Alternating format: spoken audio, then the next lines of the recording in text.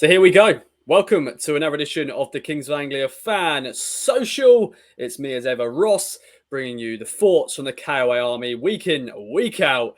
And we saw our first win of the season against Forest Green on the weekend, of course, since we last recorded. And we've also been knocked out of the League Cup by good old Colchester. The old dogs of Luke Chambers and co knocked us out. And also we saw some sexy stuff. Richard Keogh is now a Town player. I am joined by debutant George, good old Alex is back, and Steve Mellen, who I bumped in to at Forest Green Rovers. Going to discuss all things Town. Let's go and get right into it and introduce George, who is making his debut. You may have seen his face around because he has made a few game day appearances as well. But George, welcome to the show. How are you doing, my friend? You're at Forest Green. How was that experience, my friend? Well, I'm finally out of Forest Green. It took us about 5 hours to get out. First of all, thank you for having me on. This is great. You might have seen me on game day. I sort of feel like I've done all right as a substitute appearance, and now I've been drafted into the main team. So I'm pleased to be here. But yeah, Forest Green, what can you say about it? Other than the win, the whole day wasn't great. But listen, we did what we needed to do. We got the win. A nightmare getting there. I took the train and train cancellations, but that's why we love it. And I'll do it again. But yeah, I'm pleased we got the win, and that'll do for me. Thought we played all right. Nothing. I thought the atmosphere didn't really get going. I don't know whether it was the heat or, when you've got those open top away ends, they don't always kick off like at Gillingham, for example. But yeah, got the job done, and I'll be interested to hear what other people thought, because I thought we just played all right. I didn't think it was amazing. Again, could have been more clinical, but I'm sure we'll go into that with the Colchester game later. But yeah, I'm pleased we got the win, and that'll do. Indeed, my friend. And if you want to be like George, if you want to make your debut on the Fan Social, get in contact with me at Ross Media UK. It's always good to get some more voices and grow the KOA Army. And let's go right to Alex then, who has been part of the KOA Army for over a year now. He's always been a fine gentleman. I bumped into him in the home end at Forest Green, eating some food. Alex, how are you doing, my friend? And how was your experience of Forest Green? I'm very well, mate. Thanks for having me. Having lived in New Zealand for a long time, this is the first time I've been able to go at the first 2 games of the season with Town. So it's been brilliant. I've absolutely loved that experience of being able to really go at the first 2 games, get a taste for the boys. I love every minute of it. My Forest Green experience was not great. My Saffron Walden contacts got tickets for the home end because we couldn't get tickets for the away end. So we thought, well, we've still got to go. And yeah, one area to get a beer, one area to get some food, middle of nowhere. Took forever queuing. The staff couldn't serve me beer when I got there because they were underage, and they teased you with the beer before the game and said we won't serve it till half time. I was just flabbergasted at how not built for football Forest Green was. Thank goodness we won. Nice pitch, it's got a big lump in the middle. But yeah, it's part and parcel of being in League One, isn't it? And just so chuffed we won. And maybe we can go into that a little bit greater detail. But I'm not planning on going back there again. Fingers crossed we won't be in the same league this season. Yeah, I think there's been a lot of mixed reviews of the Forest Green first ever visit there because, yeah, it's a nice scenery and all that. It's a nice part of the world, but yeah, food and the queues and everything. And Steve, you're safe. There was an outdoor bit with just 3 benches and then this huge vacant space with no other benches. So they're like, here you go, I have 3 benches. And then for the 800 other people, you just stand around and do what you like. It wasn't built. It's not ready. It's not finished. It's not done. Never again. Cheers, Ross. Yes, mate, definitely. Yeah, I'm sure a lot of people got sunburned because there's not much cover there either. That was very interesting. And yeah, Steve, I bumped into you at Forest Green. Welcome back to the show. Of course, Southwest Town fans are loving it this season because there's so many teams down there. The first one was Forest Green Rovers. What's your experience of Forest Green Rovers? Yeah, I feel a bit bad, to be honest, because I've spoken to a lot of mates who had very long journeys, very complicated journeys. I drove out of Bristol, went along the M4 one junction, drove through a couple of fields. Sorry, not through the fields, alongside the fields. And I was there. So parked in the primary school next to the stadium, the matchday parking. Their card machine wasn't working, so it was free. So I had a slightly different experience. But yeah, it felt like going to a preseason friendly, didn't it? The size of the stadium. very small town. It was their first home League One game, wasn't it? And it wasn't sold out, I don't think. So it's not a football town in some senses. But yeah, as others have said, it's a good thing we won because a lot of people had quite stressful days out.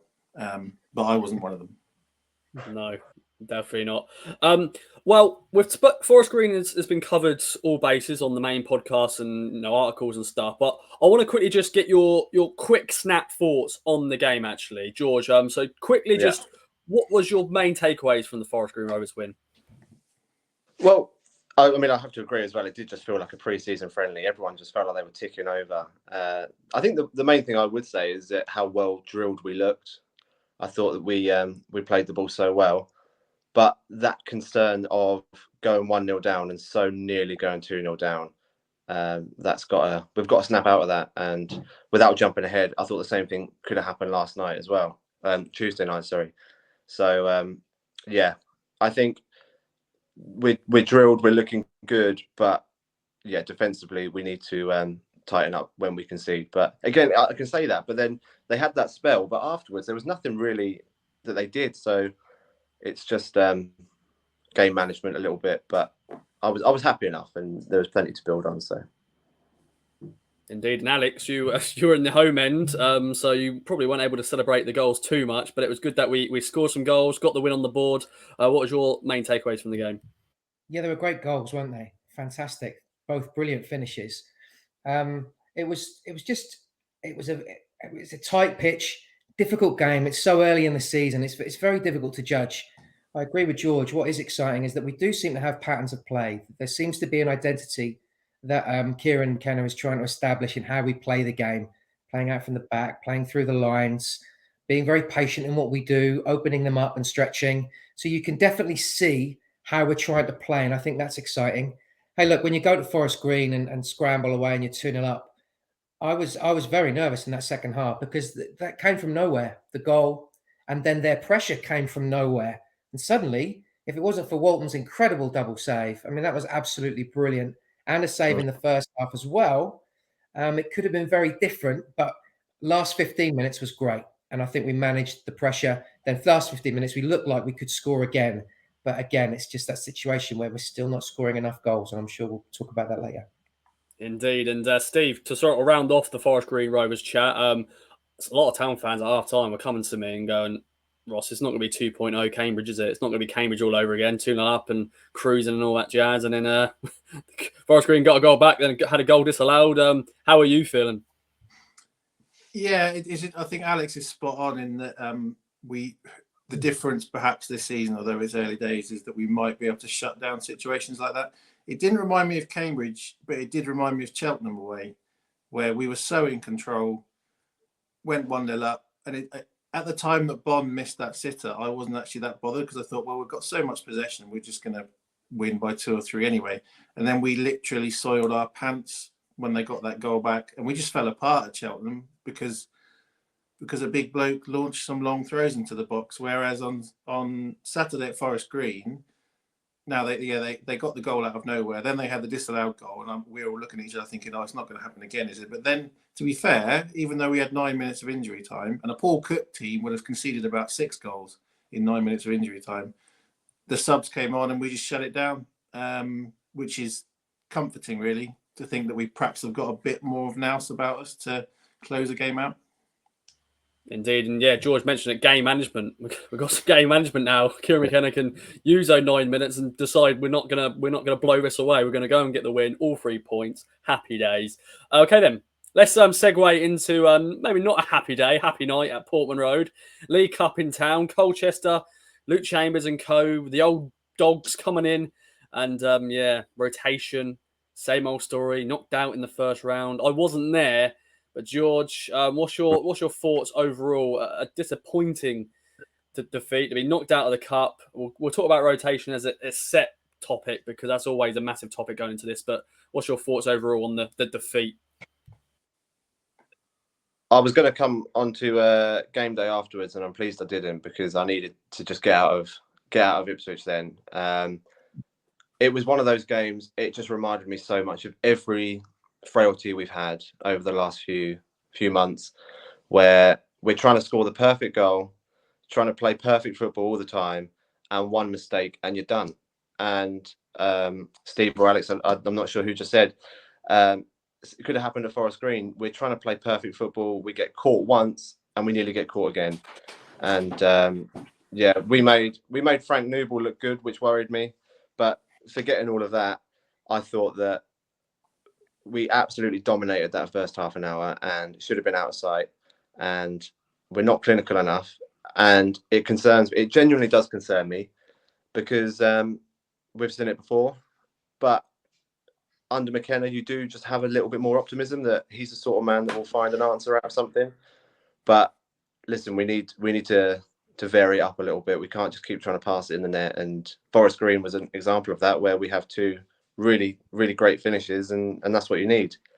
But I wasn't a happy man coming out of the ground on Tuesday, because especially the way the Colchester fans acted. Well, I'm sure we'll go into that, but the way that game was set up and the way it was built to lose in that manner as well.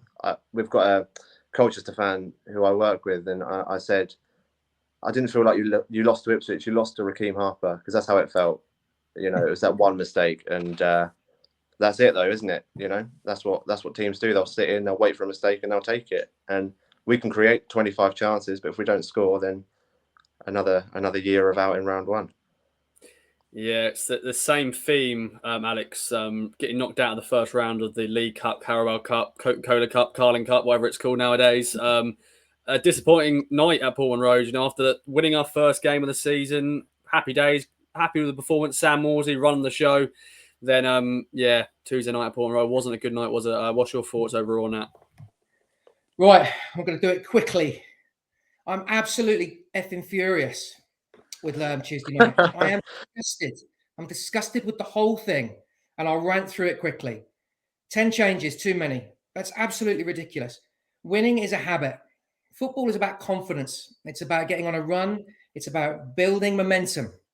This game was really important to Ipswich Town fans, the majority of us. This game was really important. Not that it was just Colchester, but that was important. But we don't win cup games. We have probably the worst record of cup wins of any side in the top three divisions. That's difficult to prove, but I wouldn't be surprised if that was the case. We are dreadful in the cup competitions.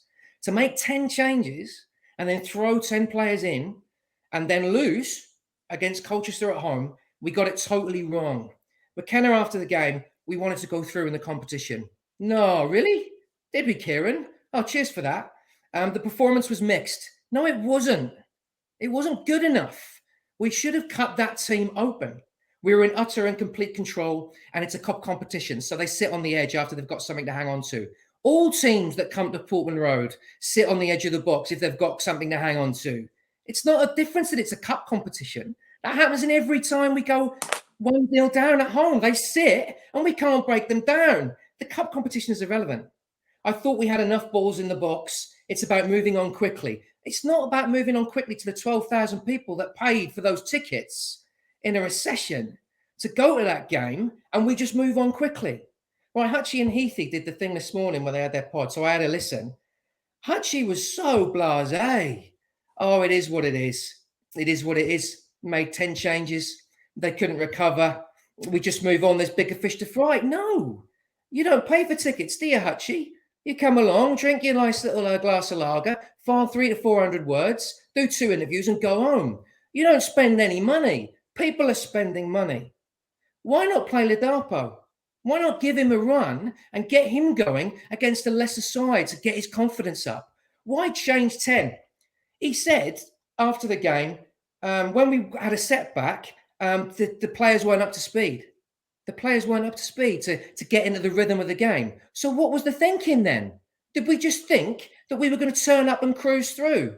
Hutchie said, it was a win at Portman Road for Colchester. And I get it because it's the first time they've won there. But winning at Portman Road is no big deal for anyone anymore. We are a crap mid-table League One side. And it's that arrogance that we have that we think we can make 10 changes and think it's all right. Hindsight's a wonderful thing, 2020, but they got it completely wrong. He should have kept 4 or 5 players still in that team and taken them off after half time And then for us to just be so limp again raises the point that we don't get behind teams and we desperately need a striker. Desperately. Oladapo needs a 10-game run to get going. But for me, they got it wrong. The response was poor. The media are blasé about it. Tell you what, if I'd spent 50 quid with my kids going in that game, I'd have been jarred off. It's not good enough. We need to be better in those competitions, and we need to try and commit a little bit more to them because we're sick of losing these games.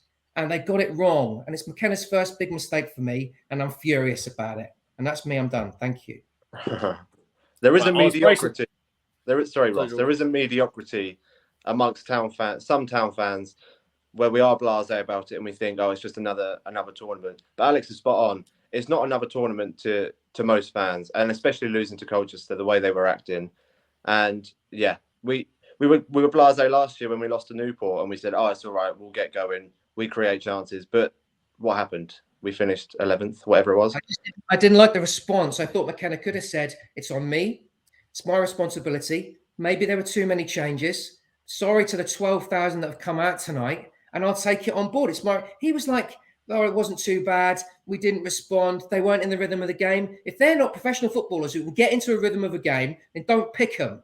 Pick 4 or 5 that are in the side that are settled. Give Ladapo a chance to score, because Jackson and John Jules and Harper have come away with no boost in confidence whatsoever. If anything, that's worked against them. And how can you expect John Jules and Jackson to go and score goals in front of 8 players that haven't played together before? What's the expectation there? It was a joke. Sorry, I'm done. That's fine, Alex. I was bracing myself for a rant for tonight because it wasn't a good performance, getting knocked out, and I'm always annoyed with rotation because you want that winning mentality. You know, that team 10. just won against Forest Green. 10 is just, I know that's the running theme in this competition. Get ready, Alex, for Hutchie to drop in your DMs if he's listening to this. But we shall see. But Steve, your thoughts on what Alex just said and bounce off where everyone else, George, get involved as well. Talk about rotation, talk about, all things League Cup, because, it's the same old story in this competition. Yeah, I think what Alex has demonstrated is that as town fans, we're pretty sick of constantly failing in the cups. And, chances are if we'd beaten Colchester and then got through to play a Premier League team, we would have lost, but at least we would have had a big day out or a big night at Portman Road. I suppose, playing devil's advocate, if we looked through all the teams that played last night or the night before, 95% of them would have made a load of changes. It's just what people do in the League Cup. My issue with that game really is that I look at that team and I'm concerned that it couldn't beat Colchester. No, I wasn't there. I listened to it on the radio. It sounded like we had all the ball. But it concerns me a bit that players like Edwards, Jackson aren't really taking their chances when they come along. And then Raheem Harper. The thing about the pass that led to their goal is if someone tries an ambitious ball upfield and it gets cut out by the other team, you think, well, that's annoying, but at least I can see what you were trying to do. You were trying to get a man in or get inside the fullback. I can't work out what he was trying to do. Yeah, go on. They're sticking to your principles and they're being stupid. And that's what he was doing. It's all right playing from the back. Stick to your principle. I'm all for it. But don't be stupid. And that's what he was. And that's the reason we're out of the competition. So, but it didn't even feel like he was trying to play out from the back. It was almost like he'd got a bet on Colchester winning. It was, yeah. You would never play that ball in any circumstance, even if you were, a Pep Guardiola team. So, I mean, it's different circumstances every year. So I was at Old Trafford when we played Man United, and Mick basically put out our reserves. And we were all in the concourse, and we saw the teams come up. And we were like, oh, man alive, we're going to get hammered. And we couldn't believe what he'd done. I didn't feel that when I saw the team on Tuesday. I thought, well, that's too many changes for me, but that team should still beat Colchester. And I think there's some players on the fringe of the first team squad there that need to realise they need to back their ideas up. I really like Carl Edwards, but I'm still waiting for him to fire properly. A couple of nutmegs and some Cruyff turns in the game now and then isn't good enough. He's living off Cheltenham away at the moment, isn't he? Carl Edwards. I thought he was exceptional that game, but he's just not there. See, I don't think that it's counterproductive to put all those players in a jumble and throw them out there and expect them to perform and score and have any fluidity. That's not going to happen. And then when Mckenna said after the game that once we went one down, the players didn't have the rhythm or the amount of the game time to get us back into it. Well, what were you expecting? You were expecting to turn up and win that game. Or you were arrogant enough to think that it was a good gamble to make 10 changes. And hindsight's wonderful, but it didn't work on so many levels for me. It was a really poor night, and the response I didn't like. And I love Mckenna, and I love all the boys. I love the team more than anything. 38 years of supporting this team, but I didn't like that response. I didn't like the media going, blah blah blah. It's that arrogant Ipswich thing. We are a crap League One mid-table side for 3 years who haven't been near the playoffs. Winning is important. It's a habit. And that was an opportunity for us to go 3 games unbeaten at the start of the season. To me, that was a bigger picture, and they should have thought about that. And you ask any Town fan over the last 20 years, what was their best moment? And it was that Thomas Briskin goal against Arsenal. And what competition was that in? And you want me to go out in round 1 to Colchester and smile about it? It's just the response made me angry. That's all. The response, they got it wrong. Hold your hands up and say, right, we'll do it differently next time. Or just say, because that was wrong. And within 20 seconds, Mckenna said, we've got bigger fish to fry and we're moving on quickly. Not the people who are still in traffic who bought tickets for the game. 12,000 at that game. That's an incredible attendance. I couldn't believe the numbers. I know Colchester bought their lockdown, but then they get to smash up the place and go home and get rowdy at the train station. Really, really grind my gears, that did. Alex, I'll ask you, how many of those starting 11 would have got into Colchester's team on Tuesday? I would argue all of them. The majority, without a doubt. You'd have to think so, wouldn't you? I said on the WhatsApp thing, God, looking at the squad, wow, look at the squad where we are. We've got a good squad here, haven't we? He's trying to get 2 players in each position or something close to. And then they played like that, and it wasn't a humble enough response. We need to remember where we are and how tough it is to going to get out of this league. It's going to be tough. What concerned me more is when he brings on the 4 first-team players and nothing changes either. Yes, that's the other thing. So he does care. So what if Burns comes on and gets nobbled? Let those 11 sort it out. Or bring on some other fringe players. Don't then throw on Harness and Burns so they could be kicked by Chambers and maybe nobbled. What does that do for the confidence either? What McKenna was saying after 70 minutes is, you lot aren't good enough, so I'm going to bring on my actual players. Absolutely. How does that make them feel? What does that do within the squad unit? Not good. I find it hard to criticise McKenna because I love him, but I agree with everything you said. I hate saying this. I really do, but it's been bubbling up all day, Ross. Tell you what. No. At the end of the day, guys, there's been a lot of positivity going on and off the pitch. And I think we can't just now shy away because, it's all still happy. Of course, obviously, we're not going to win the League Cup. Realistically, it's not going to happen, is it? We're not going to win it. But it's nice to actually progress. As George said, me as a Town fan as well, my only highlight in the last 20 years has been the League Cup semi-final against Arsenal, Thomas Briskin scoring. And that is against Cardiff. Joe Pigott scored. Yeah. Now that's a big deal for him getting off the mark. And if Ladapo had played, maybe he'd have scored in front of the Portman Road fans. Maybe that gives him strikers run on confidence. Yeah.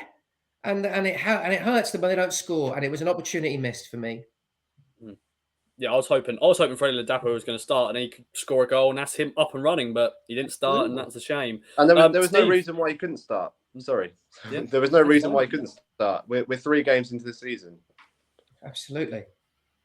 Yeah. If Sam Morsy was playing on Tuesday, we wouldn't have lost that game. I was a bit surprised that Sam Morsy wasn't going to start. I thought, he scored a great goal on Saturday, and I thought he'd want to be continuing that winning run. I know it's a cup game, it's Colchester League 2 and stuff, but still, an opportunity to still. He wants to play football. I'm sure he wants to play football. All players want to play, Ross, and winning is a real habit. Whether it's the Tin Pot Cup or whatever, you start breeding that in players. And it's unrealistic to throw players in and then expect them to go and perform well just when they haven't played together as a side and for 90 minutes. I know it's early. I know it's no big deal, but I just felt the reaction and the response, and it smacks of arrogance to me. and we need to get rid of that double quick. Maybe McKenna's being blinded by the lights. He's on good remuneration. It's a big job. He thinks it's okay to just go out and turn out and play like that. Well, I don't. That was a big game for us, and they got it wrong. For me, McKenna got that wrong. I'd have definitely started the Dapo, but I would have rested Morsy, because I was at the Bolton game and I was at Forest game. He is head and shoulders above most of our players and most of the opposition players. So he's the one that has to be wrapped in cotton wool for me. Absolutely. I agree that he probably shouldn't have started. I just think that it just showed how, clinical he is to our side. Really, I think we're a different team without him in it.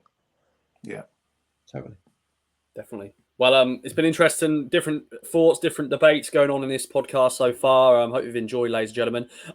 Let's talk about some sexy stuff now. Let's remove the Colchester game. It happened. We're out of the cup. Not happy. Hopefully we can bounce back on the weekend. But good thoughts from you, Alex. I was bracing myself for something, and I know you always bring the good goldness here. But let's talk about the sexy stuff, though. Richard Keogh has signed for the football club. 36 years of age, and as a lot of listeners know, if you're over the age of 30, you're getting the bin. But you know what? I like this signing. I actually really like this signing. Not experienced player.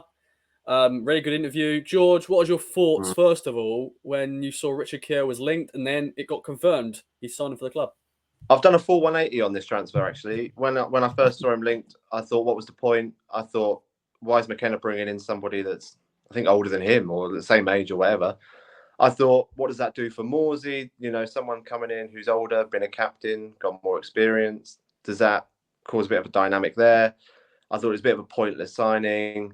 I thought we don't really need a centre-back, especially when we've got Don Ball that can play there. But as the days sort of went on, and by the time it was confirmed and I'd heard more reasonable arguments, I'm fully on board with it. And, I didn't realise he started his career here. I'm not sure if many people did, or maybe I just don't know. But, he's a bit of he's just sort of completes that sort of centre-back puzzle. We don't really have to worry about that. And I think I saw somebody on Twitter say he's like the Sonny Aluko of centre-back. He's just got experience. He's not going to play every week, but he'll do. And, I think, any other League One side would be happy to have him. So what gives me the right to be annoyed about it? So I wish him all the best, but indeed, we'll see what happens. Yeah, and Alex, we won't go into what happened with a derby, but he's had to bounce back from that situation, and he's now played for Huddersfield, MK Dons, played a full season Championship with Blackpool. Wasn't week in, week out. As you can see, I'm now repping a Blackpool shirt. I'm not. It's just orange, very orange.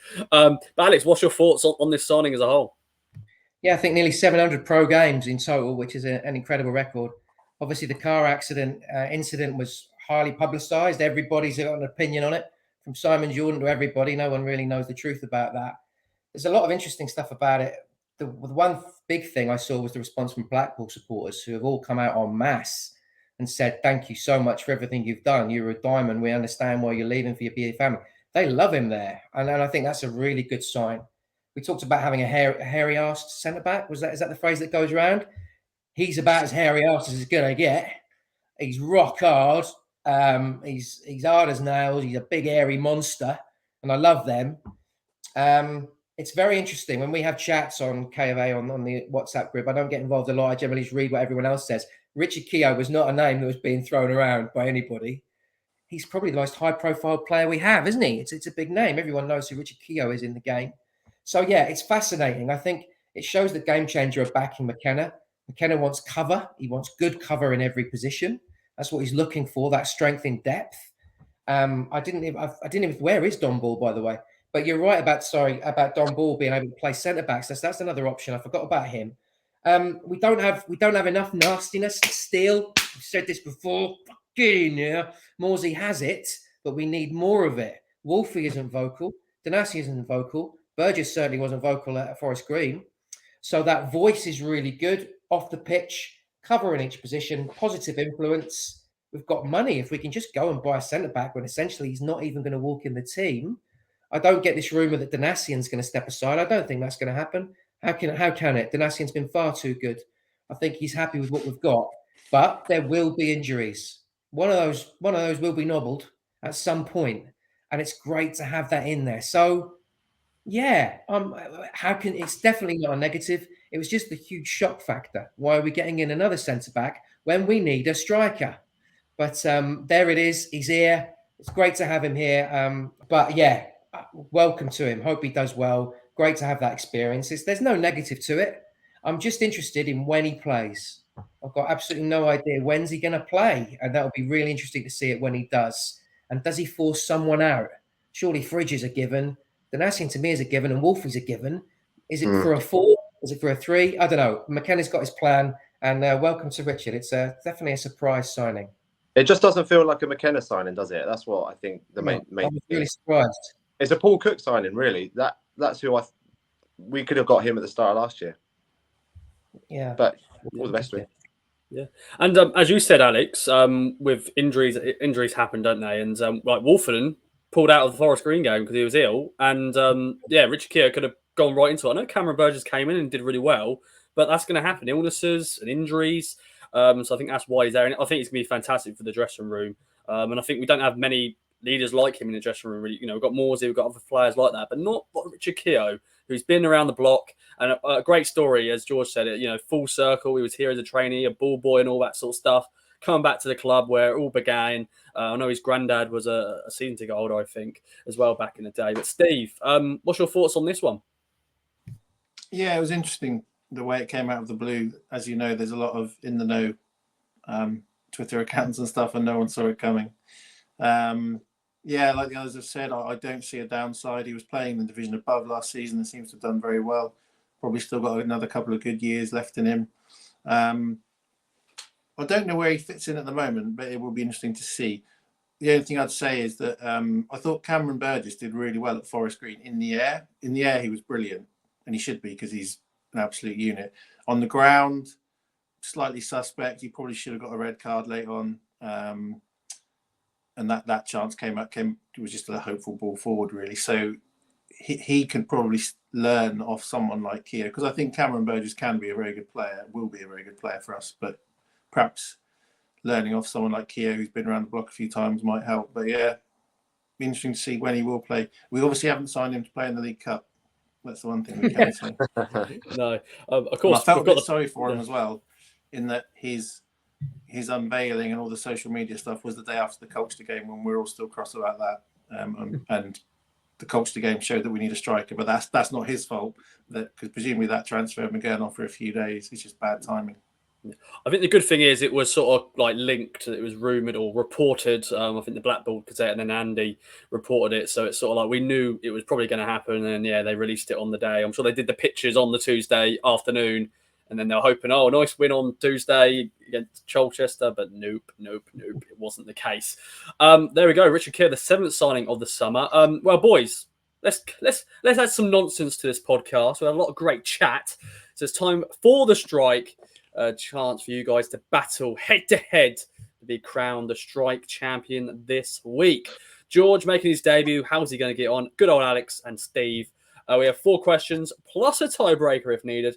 And as always, ladies and gentlemen, play at home. Always good to get you involved and let us know how you get on. So question 1, boys. Let me get my answers up. And hopefully I haven't put the correct answer in the question. Just going to double check quickly. I have done it once on one of them. So I'm just going to quickly remove the commas. There we go. That's always good to check that, because that would have been a very rookie move. And as you very much know, I do that a lot. Anyway, question 1 is on Richard Keogh, the man we've been talking about. Good old Richard Keogh. Now, we all want to know this, don't we? We all want to know his middle name. What is his middle name then, boys? Is it David, John, or William? As you can see, I've gone very British, very old British names there, because he has got a very old British middle name, a very common British name. As his middle name, but is it David, John, or William? Try to read it out. Richard, David Keogh, Richard John Keogh, Richard William Keogh. What sounds better? Okay then, George, what do you reckon? Absolutely no idea. He plays for Ireland, doesn't he? Yes. And I don't know. I'll put David down, but okay. Yeah, no idea. William, okay. Steve? no idea. Oh, we've got a full house here. We've got a full house of different ones. Before we actually announce it, my middle name is David. What's your middle name, George? I have two, Albert and Charlie. But I'm not a Very posh boy. nice. It just makes me sound like one. Yeah. Alex, what's yours? Justin, as in Timberlake. Yes, definitely Justin Timberlake. And then Steve? Don't have one. Doesn't have one. Interesting. I'm one of 5 kids. I think my parents could be bothered to think of middle names. Fair enough. Yeah, it's like we've got enough kids to try to think of the first name. First of all, middle name is just it's just a bonus if we fancy it. Okay then. The correct answer is John. John. I knew it was John. Richard John Keogh. Yeah, good old John. So Steve has taken the lead early doors.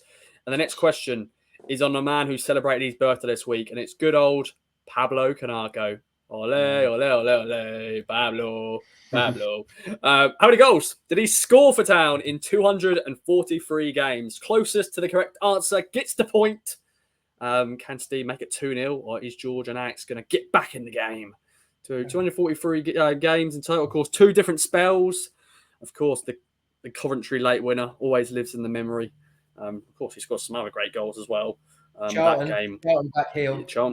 Back heel as well, yeah. And he also scored a good goal against Portsmouth as well. Very good goal that was. As Steve is taking the lead at the moment, let's go to you, Steve. How many goals do you reckon? I said 44. 44. Okay. Alex? I said more. I said 78. 78, okay. George? 63. Ooh, now someone is very close. And as I said, I didn't say actually, if you get it bang on, you get 2 points. And George is the closest. It's 61. Ooh. 61 goals. So you're close to get the double points there. So it is George 1, Steve 1. Alex, still early doors, mate. Still got another question here. The next question is on MK Dons, and it's on Macaulay Bond's goal, the opening goal against them last season at Portland Road. What a goal that was. And now, who set him up for that goal? Was it Scott Fraser? Remember him? Kane Vincent-Young or Wesley Burns? Who set him up for that goal? That was a great finish from Macaulay on that day. Of course, it was a 2-2 draw. Oh, George now just remembered it. He was watching it back in his head. There we go. Oh, George, who do you reckon? It's Kane Vincent-Young. Okay, Alex? KVY. Everyone's gone KVY. Of course it was KVY. What a ball it was. Great touch from Macaulay, and then boom, in the back of the net. What a goal that was. Definitely, I know Burson Salinas' goal was very good, but in terms of just the whole situation, it was a great finish and great goal. So it's 2-2-1. Question 4 is coming up now. And Alex, you need to get it right to then go to a tiebreaker. If you don't, and if the other guys get it right as well, then we may need a tiebreaker. Now, Louis Barry, remember him? He's now at MK Dons. He was here briefly last season, and then got sent back to Aston Villa, and then went on loan to Swindon. Got into the playoffs, but they lost in the playoffs, of course. But now, what shirt number did he wear during his time at Town?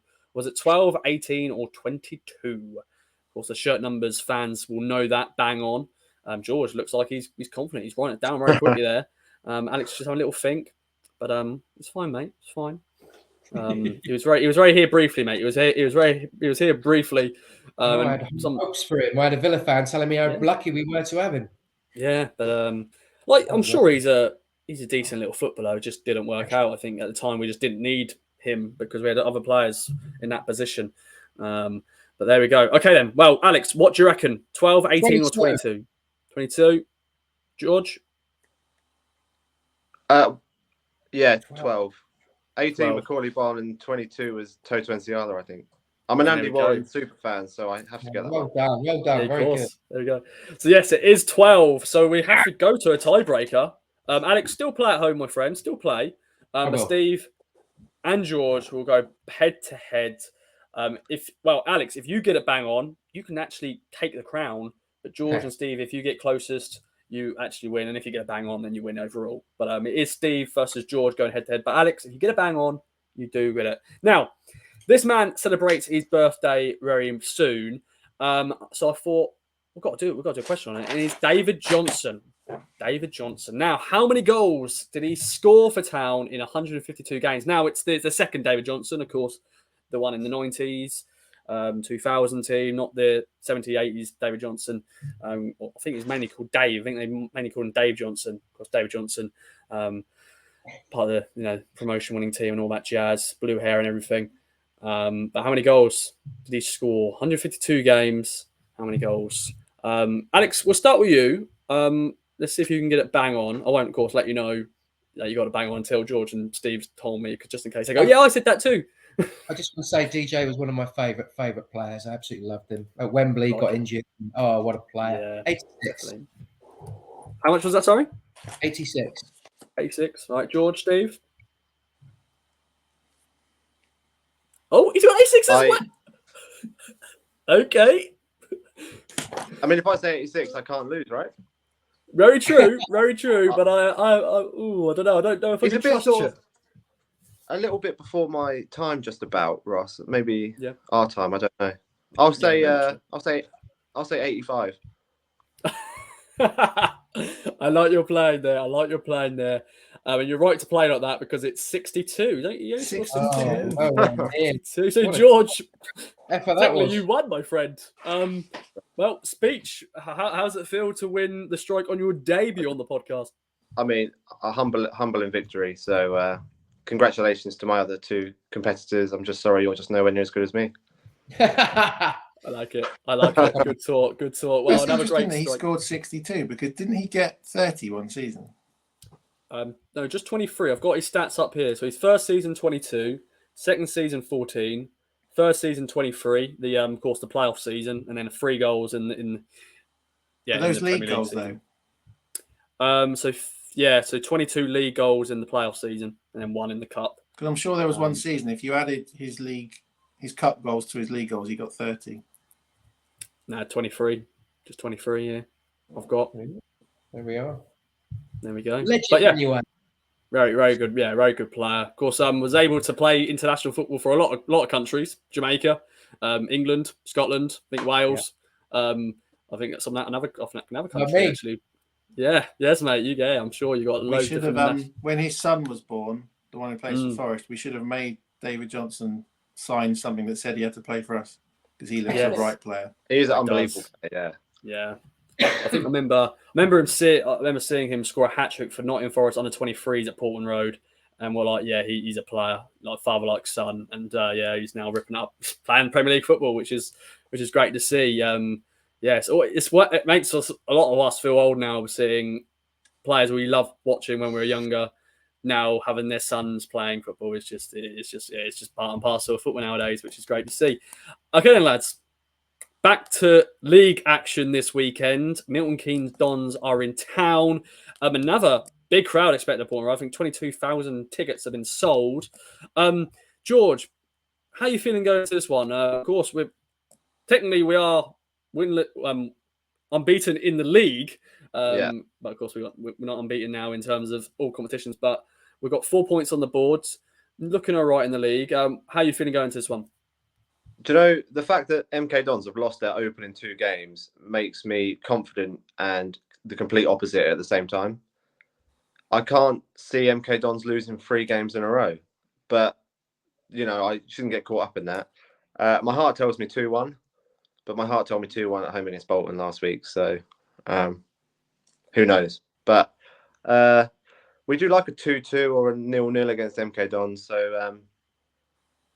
I'll stick with 2-1. Well, I think we'll be all right. MK Dons have lost.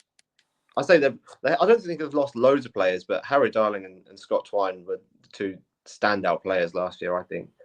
And losing both of those can't be easy. And I think they've had a real sort of overhaul of players as well, like we did last year. And we know how long it took us to click. So hopefully it's the same for them, and we'll get a win.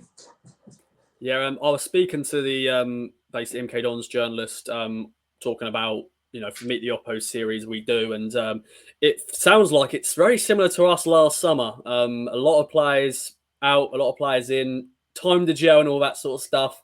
So it is very interesting, and of course, two defeats in a row. They actually won in the cup though. They actually beat Sutton United, so they're in the second round. I think they've got Watford away. So.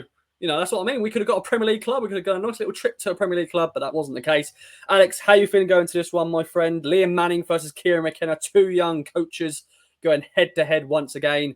Last time it was like a chess match because both of them play very good football, just couldn't cancel each other out. It was 0-0, but it's going to be very interesting at Portman Road. Big crowd. How are you feeling going into this one? Yeah, I think if we have any ambitions, I know it's very early, but if we have any ambitions of getting out this league, we have to beat the sides that are bottom of the table. Whether it's MK Dons or whoever it is that's coming to Portman Road, we really need to establish that. I know it's very early, but suddenly, because of that defeat, in a little bit, kind of puts a little bit more pressure on the boys now, and they really do have to go out and win this game. That's very important to just get that momentum going. Mckenna will pick pretty much the same team. I don't think there'll be any much change from the Forest Green match. I think he's going to stick with that, and that's good. Huge support there. Again, the elephant in the room is are we short of a striker? I really hope that Darpo scores. They play the game the right way, which will help us. They will come and play the game on the deck on a gorgeously sunny day on that Portman Road pitch. I think that will help us. The key is not to concede, and the key is a good start. If we can get an early goal, that's really good for us. I think that's a sign in other games. If we score early, teams have to come at us, and it really leaves us open to great counterattacks. Because Wes Burns has not started yet. Wes Burns, sorry to say it, has not played particularly well the first two games. He's looked really sluggish for me. He's a wonderful player, and I love him. He's had his moments with some great deliveries, don't get me wrong, but for his standards, he hasn't clicked in yet. But the problem is that teams have worked us out once they go ahead against us. It's not rocket science to defend against us. But I'm hugely positive. I think we'll win, but I think we have to win. I think we have to beat teams like this when they come to Portman Road. And it does take on, it's a big game. You know, it's a really important game for us. And I hope that we continue to see the patterns that were evolving against Bolton and Forest Green. And I just wonder, is there going to be a striker through the door? That's what I'm really fascinated about. But in terms of Saturday, we really have to beat teams that are bottom of the league if we have any ambitions of getting out this year. Indeed, and yeah, MK Dons, they are a promotion rival technically, with last season finishing third, of course losing in the playoffs in the end. But Steve, how are you feeling going into this one, my friend? Back at Portman Road, we played Bolton, who are going to be up there as well this year. We got a point against them, but this is going to be an interesting game against two young coaches. Yeah, I'm optimistic. I don't want to look too far ahead, but we've got two good opportunities here. We've got MK Dons on Saturday, and we've got Burton away on Tuesday, both of whom have had poor starts in the league. And I think I'm right in saying Burton got knocked out of the cup as well. So there's a chance for 6 points there, and I hope we take it. The one thing I would mention is the heat. I don't know if you were all at the Bolton game or not, but at the final whistle, almost all of their players collapsed onto the pitch, either onto their knees or their haunches. They were absolutely exhausted, and that's because probably the last 20-25 minutes we'd run them ragged, and it wasn't as hot that day as it will be on Saturday. So if we can keep up our pace of play, keep our press high, and use those 5 subs well, then I could see us basically outlasting MK Dons, just because they haven't got as probably strong a squad depth as we have. So I think the heat will play a big part. It's going to be 30-35, isn't it? Yeah. What's your score prediction? What are you going for? 2-0, both Ladapo. Oh, Ladapo on the score sheet, yes, please. Alex, I don't know if I heard it right. I was listening to you when you were speaking, but just to clarify your prediction again. I'm sticking with 2-1. I've said that for every game. No, I didn't. I said, what did I say for Forest Green? I can't remember. Yeah, 2-1. 2-1. I like that. Now, I want to quickly just talk about pre-match. We've done this before on the Fans Social, but we've got new guys now. I want to see if you do anything differently for a pre-match. And we actually got a message in from John Micklewright. I think that's how you say it. I'm sorry, John, if I said it wrong. I hope you are listening. And he's actually bringing his young family down, his wife, from Dorset to the MK Dons game. Their first visit back to Portman Road for 18 years. 18 years! I was 8 years old the last time I was at Portman Road. Sorry, John, to make you feel old. But yeah, he said, other than the fan zone, any suggestions for young supporters on the day? Max 6, his son is 6, called Max, and Imogen, his daughter, 4. So George, I'm sure you probably won't be that age. I'm sure you'll be in a pub somewhere, but just some advice for John, just in case you have any family, friends who could go to the fans. Anything else, some advice for a away day or for fans coming back to Portman Road for the first time in ages? Do you know what? Just quickly going back to Forest Green, it is all relevant. it makes me realise how lucky away fans are when they come to Ipswich, because they get off the train and there's so much to do. All the pubs, everything. As soon as you step out of the train station, you can see the ground. So I would say to John, just get into the town, get in amongst it. It's great. I love the pre-match atmosphere and just everyone sort of buzzing to get into the ground. I wouldn't know what to do with a young child because but yeah, just get in town, and I think town fans are very friendly for the most part. So yeah, have some conversations, meet some new people, and I'm sure they'll all be interested to hear that you're back for the first time in however long. So yeah, get involved. Yeah, like the fan zone is amazing. If in terms for young kids, there's loads of activities going on. Of course, it is a hot day, so make sure sun cream, hydration, all that sort of stuff. But yeah, as you said, if you get coming from the train, you got town is right there. You got Cardinal Park, loads of different restaurants, different things to do. So John, enjoy it with the family, and hopefully it won't be another 18 years since you make your return after the MK Dons game, because 18 years, oof. But you do live in Dorset, that's a long way away. But hope you do enjoy your day, my friend. And George, just quickly go back to you. What is your pre-match routine, mate? What do you do before a game? What I'm in the Greyhound at about 1 o'clock with Carl, who you've had on game day. We've got Billy the Bass, we call him. So that's we're there. We get involved. Right. I have steak pie with chips and peas. I always get ripped for this, but I have my chips in a separate bowl. I don't like the gravy and chips touching each other. They all say I'm a prima donna. I'm a bit of a princess, but I'd like your opinion on it, really. What do you think? Do you think that makes sense? It's a free country. Exactly. Thank you. I'll let them know that. Yeah. Do you like gravy, though? Do you like gravy? Well, I do like gravy, but controlled amounts of it, We like to just have the option. And then once I've done that, we're straight down the ground. I usually get in the ground about only sort of 20 minutes before kickoff. I'm not too worried about watching the warm-ups, and get straight into it.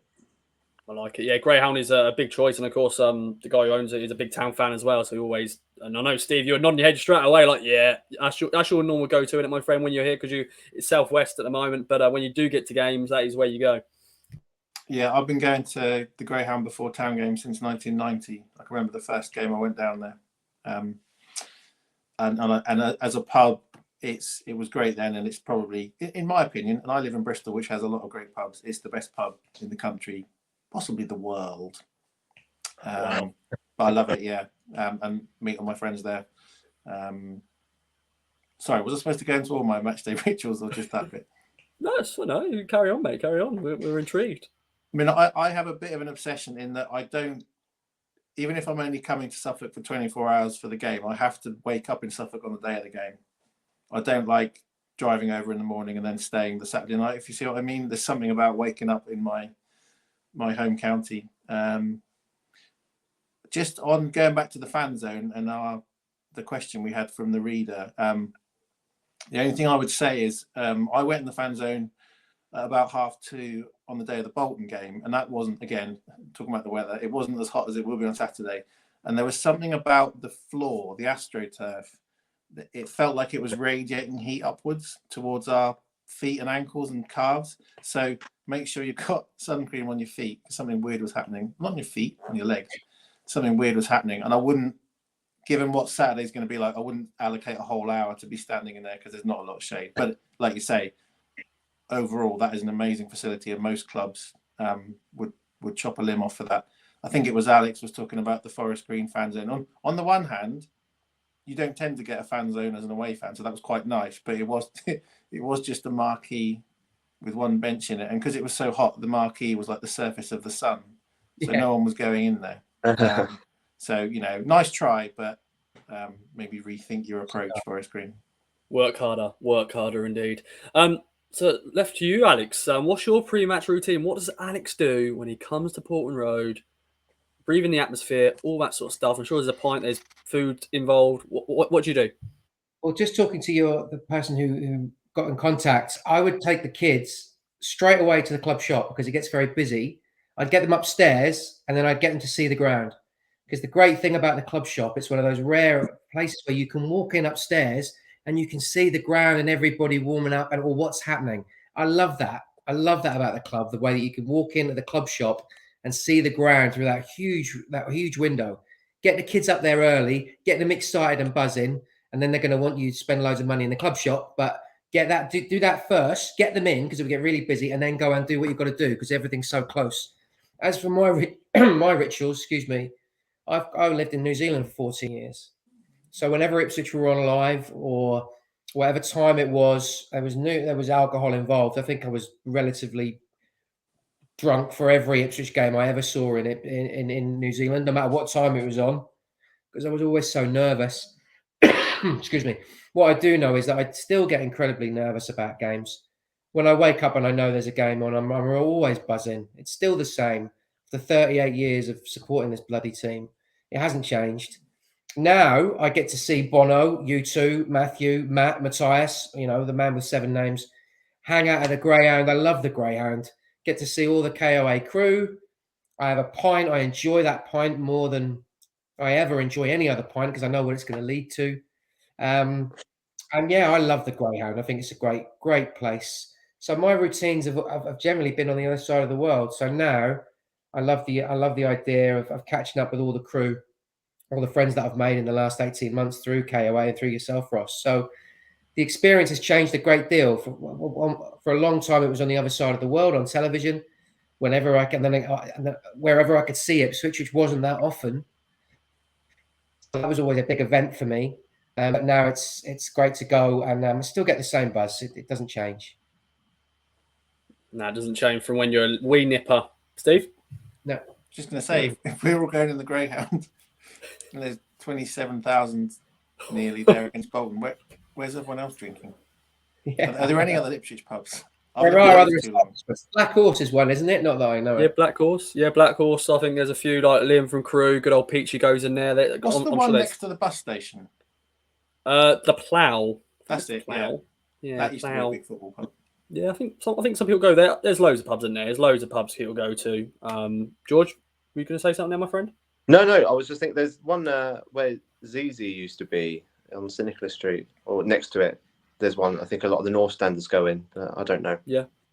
I think there's Brewers Arms as well. I think there's Brewers Arms. I think some people go to. Yeah, there's loads. I think that's one thing as well. I know there's more pubs in Ipswich back in the day, but there's still a lot of good pubs still in Ipswich. I think the Dove as well. The Dove is a good one as well. A lot of people go to. Another, I think, a pub that's run by town fans.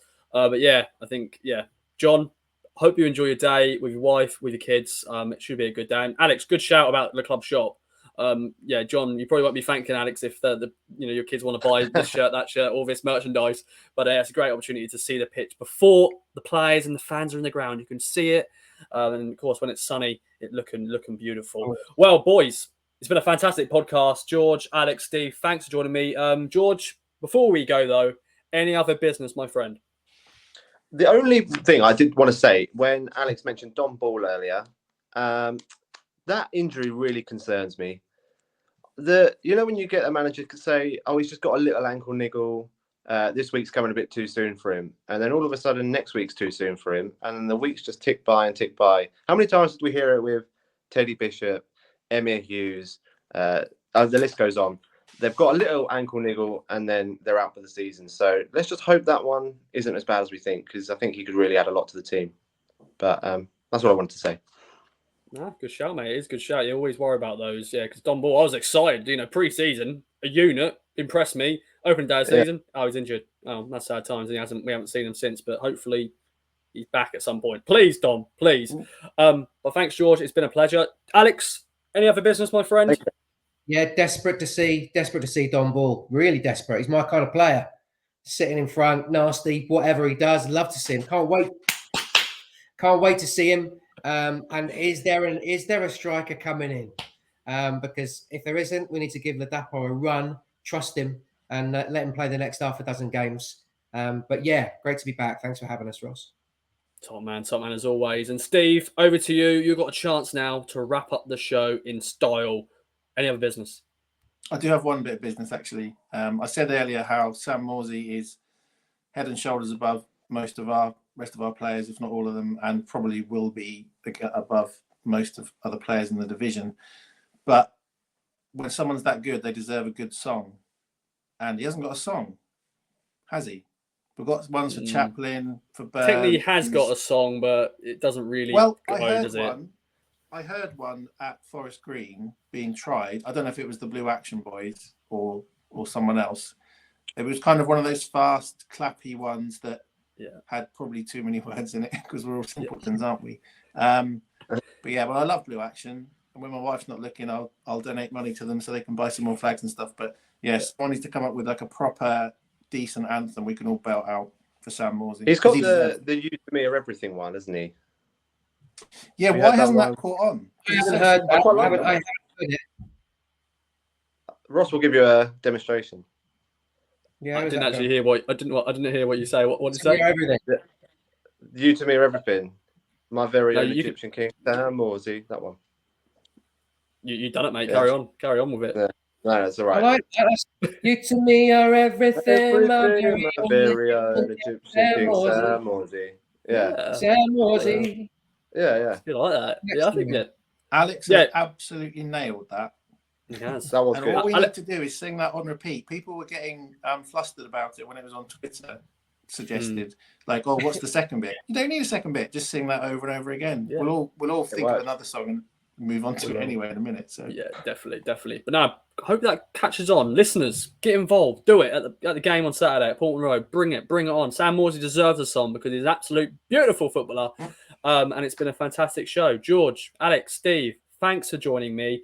Thanks everyone for listening. As always, subscribe to us on Kings of Anglia on YouTube. Follow us on Twitter, Facebook, Instagram, and all that sort of stuff. Of course, follow the game with us, with Stu and Andy and myself, game day, online, all that sort of stuff, in the papers the next Monday. As always, as well, leave a review if you haven't already. Always like a 5-star review, 5-star. We're back with much more content through the week and all that sort of stuff. Thanks again for listening. Bye-bye for now. There we go. Boom, boom, boom. There we go, boys.